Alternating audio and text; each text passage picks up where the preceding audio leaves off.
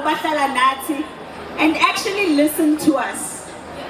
The likes of the KZN Premier Thami Ntuli, who has sat down, he even had a summit la efuna khona ukuzwa ukuthi yini kahle kahle lesikhala ngayo.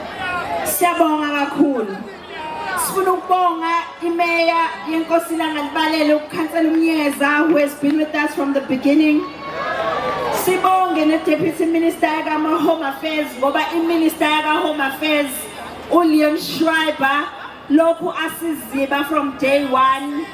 Kodwa ke uDeputy Minister gave us an ear. Siyabonga kuDeputy Minister uNjabulo Nzuza.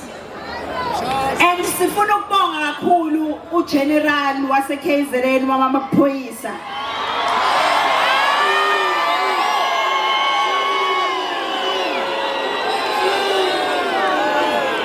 Siyabonga kakhulu Ndonga. Siyabonga kakhulu Mkhwanazi.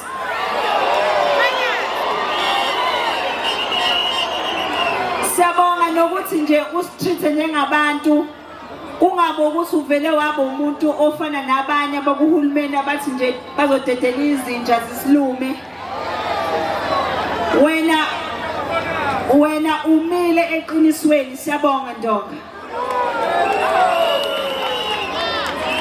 Singamshiyi ngaphandle uMajor General Makhoba. Ngifisa ngathi ngabe niyambona lana, ngimazi noma ukhona yini.